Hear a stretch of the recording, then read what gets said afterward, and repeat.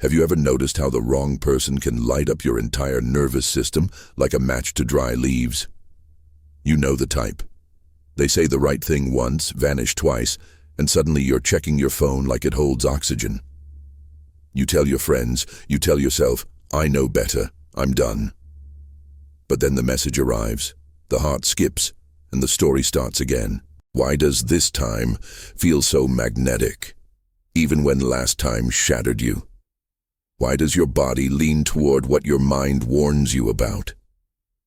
If you keep loving the wrong person, you are not weak, you are not broken, and you are not doomed. There's a deeper pattern at work, and you can learn to see it in the dark. Carl Jung would say, what you can't see in yourself will choose for you. The shadow does not ask permission. It guides the hand toward the same door with a new paint color and whispers, try again. Maybe this time you'll solve it. Not because you're self-destructive, but because your psyche is trying to finish an old conversation. Your attraction is not random chemistry, it's memory. It's the echo of a room you once knew, even if that room held more cold than warmth. Familiarity can feel like love when we've never been held properly by love. Let's start where this really happens. Daily life. Think of the moment you see their name pop up. The stomach flips. The mind leaps ahead, writing beautiful dialogue for a future that never arrives. You compromise in small ways. You answer at midnight even though you promised yourself sleep. You fold yourself into a shape that fits their absence. It feels like devotion. It's actually a trance. Jung might call it possession. When a complex takes the wheel. A complex is like a knot in the psyche, formed where love and pain were tied together early on. You learned that the person you wanted was sometimes far away, sometimes unpredictable, sometimes only warm when you earned it. Your body remembers that rhythm, the hunger and the crumbs, and it mistakes it for intensity. That pull, that's the complex getting hungry. It whispers, if you can win this love, you'll finally be safe. That's why you argue with red flags. It's not logic. It's a loyal child in you, trying to finish the past with a new actor. So what do you do with that? First, name the pattern gently. Don't call yourself an idiot. Call it what it is, my old conversation with love. Feel where it sits in your body. Maybe the throat gets tight. Maybe the chest feels hollow. Maybe your hands go restless.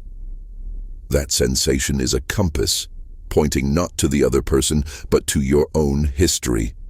When you notice that ache without obeying it, you take the first inch of power back from the complex. Here's what Jung adds next. Projection. We don't meet people like empty mirrors. We meet them through the lens of our own unowned qualities. If you've disowned your fire, you'll be magnetized to someone who burns. If you've exiled your softness, you'll chase someone whose tenderness feels like a miracle. Jung called these inner contrasexual figures the anima and the animus, the inner feminine and inner masculine, the soul images through which we fall in love. But when we project them onto someone who can't carry them, we mistake a street lamp for the moon. We pour oceans onto a stone. You know this feeling. 2 weeks into talking and you're already writing a novel in your head.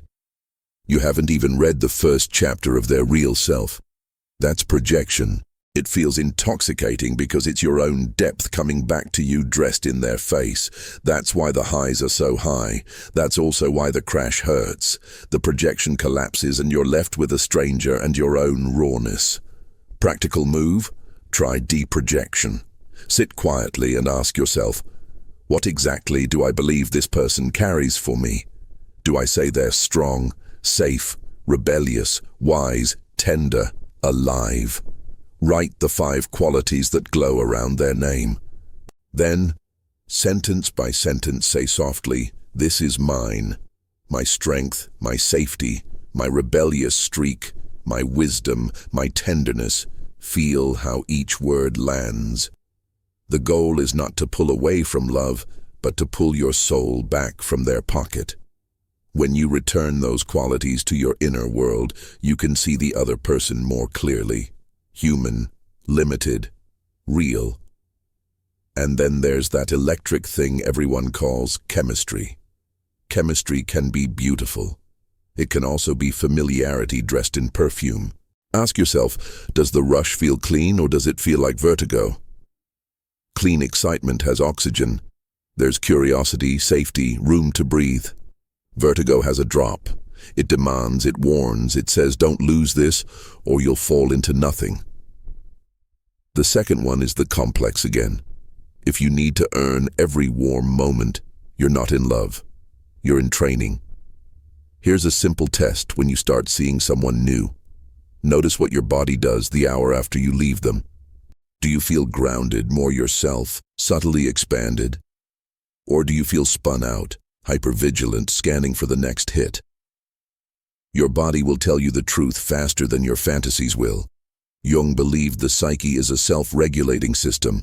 If you learn to listen, it speaks in signals. The bright dream, the sinking gut, the way your voice tightens on the phone.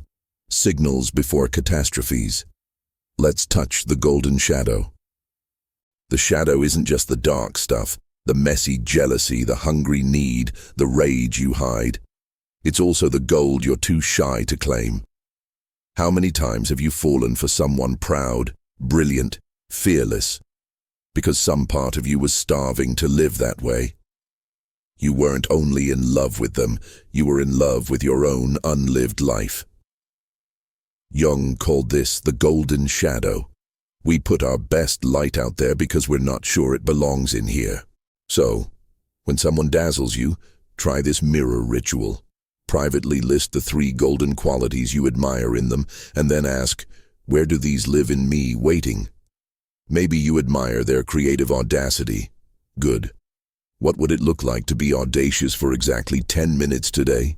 Send the pitch, post the song, wear the color. Small acts reclaim big projections. Suddenly the person across from you becomes less of a myth and more of a person. Desire becomes choice instead of compulsion. We should also talk about the trickster. In myths, the trickster is clever, amoral, chaotic, always stirring trouble with a grin.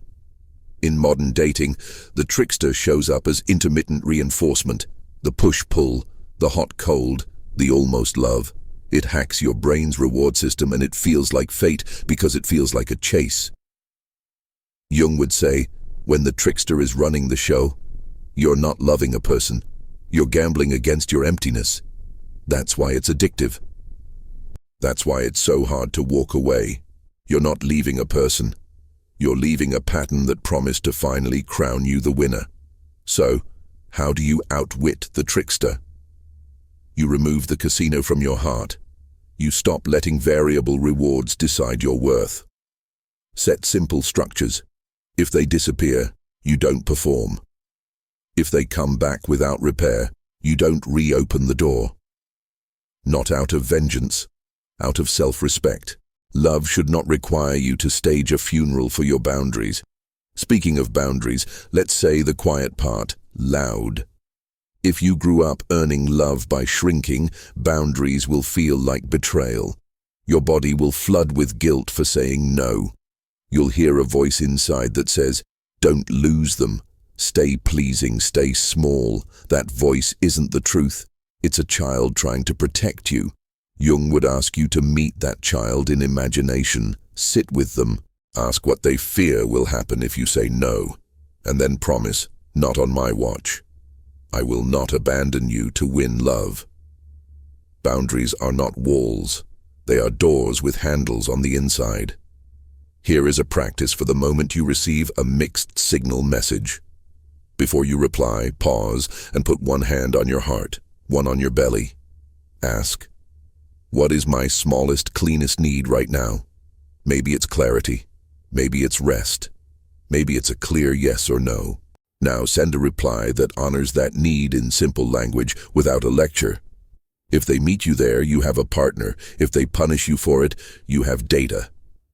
And dreams, don't skip your night mind.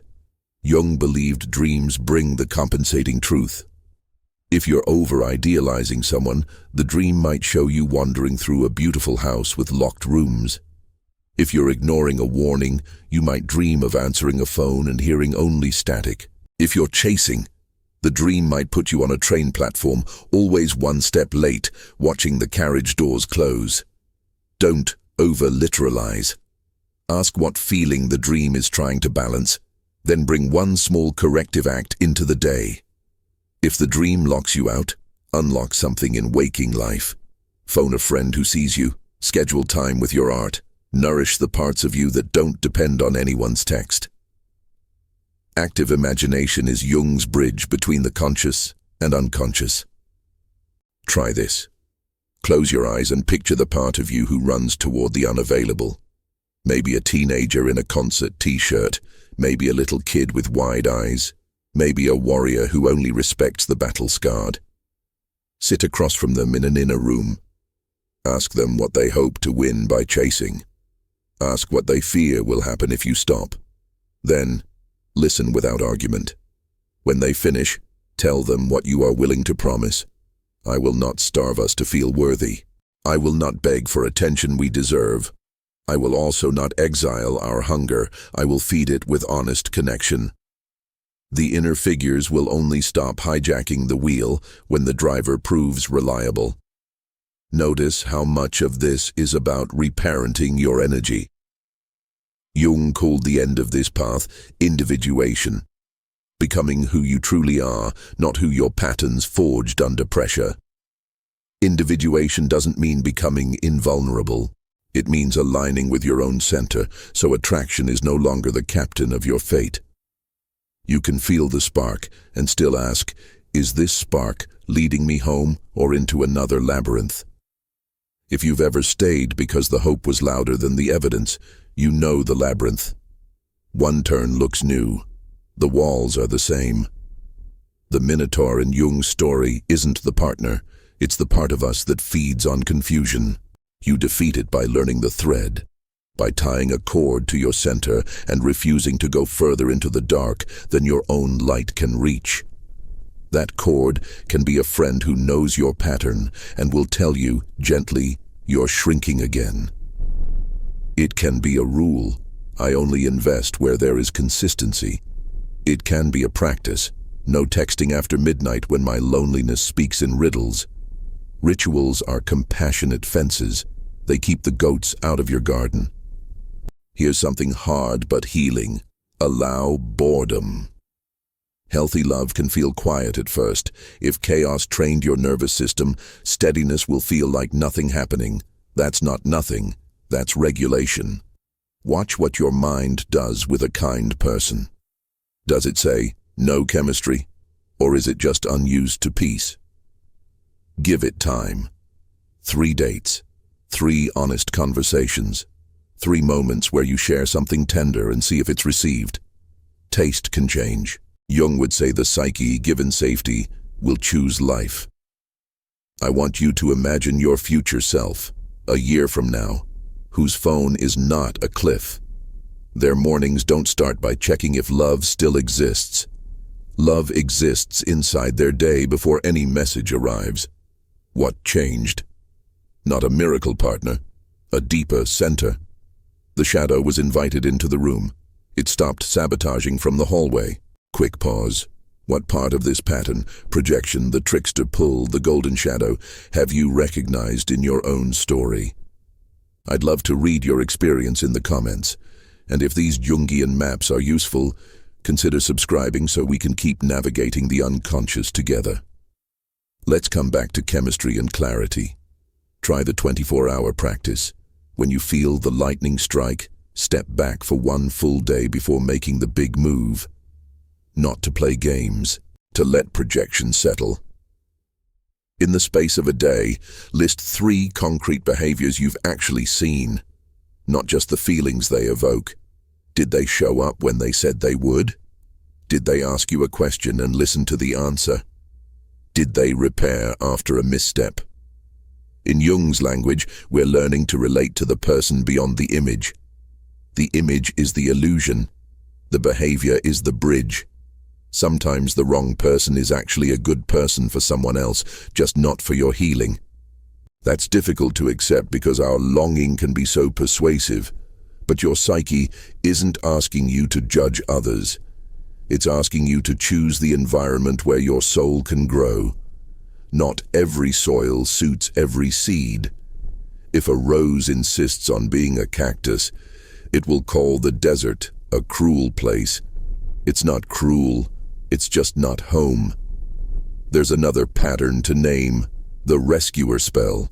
You feel needed, and it feels noble.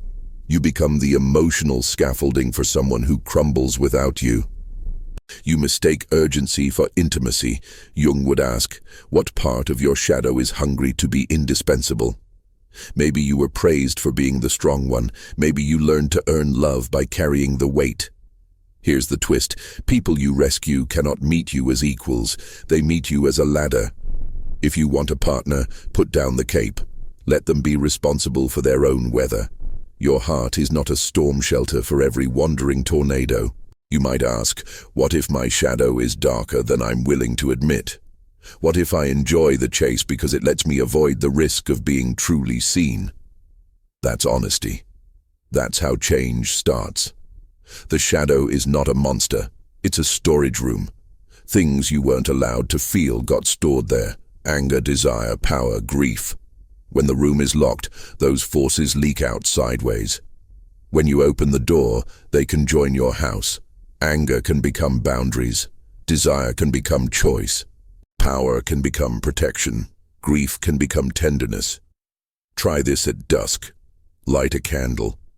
Whisper to the room, I'm willing to see what I've hidden from myself. Then write for 10 minutes without pausing. The parts of me I hand to lovers are, and keep going. Let your hand outrun your censorship. Then read it back softly, as if you are reading a friend's confession. Offer yourself what you have offered others, mercy, humor, patience. The shadow softens under warmth. Sometimes, loving the wrong person happens because we are fighting the right loneliness with the wrong cure.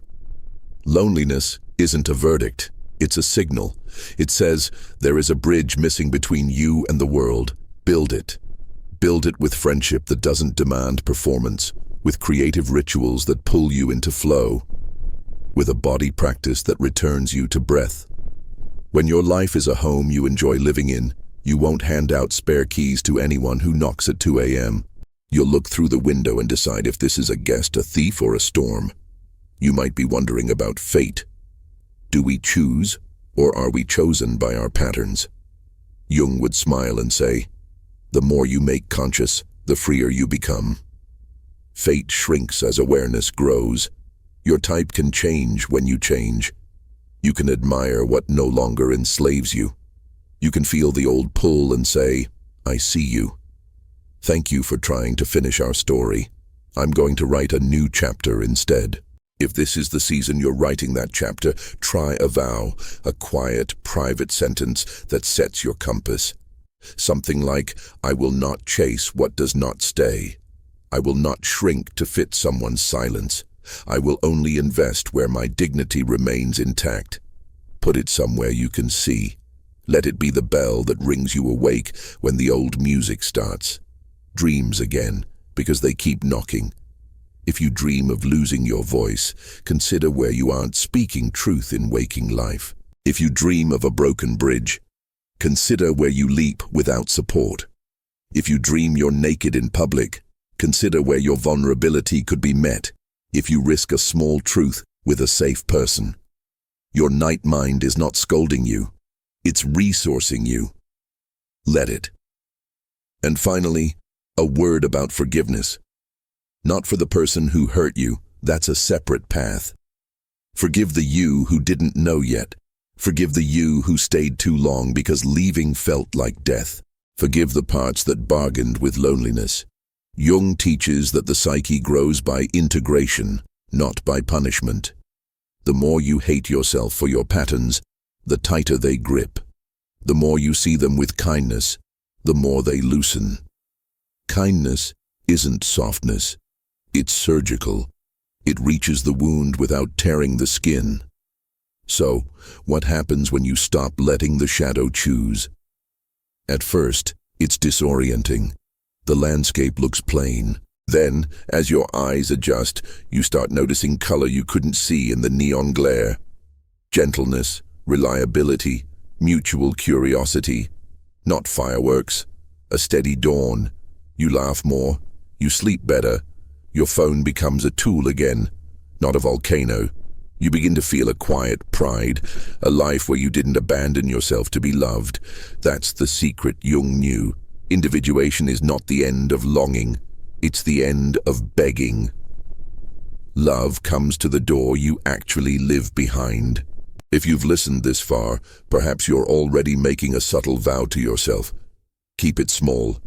Keep it real. One changed reply. One returned projection. One evening where, instead of texting the storm, you take your shadow for a walk and let it breathe. You're not trying to be perfect. You're trying to be whole. And whole people make different choices, not because they never feel the old ache, but because they honor it without obeying it. When you next feel the surge, the message, the hope, the dizzy future, slow down. Ask the oldest question in Jung's book. What seeks to become conscious right now? Maybe it's your hunger for reciprocity. Maybe it's your fear of being ordinary. Maybe it's your gift for joy that you keep outsourcing. Whatever it is, meet it at the threshold. Light a candle if you need to. Write one honest page. Tell a friend the truth. Then, if you still want to say yes, say it with both feet on the ground. If not, step away like someone who has learned a secret about the night. You are the one who decides which stars you steer by. That's how you stop loving the wrong person. You stop believing your emptiness is a destiny. You sit with it until it becomes space. And in that space, your life starts to grow toward the kind of love that doesn't vanish when you close your eyes. The kind that stays when the music fades. The kind that knows your name in the dark because it's your own voice calling you home.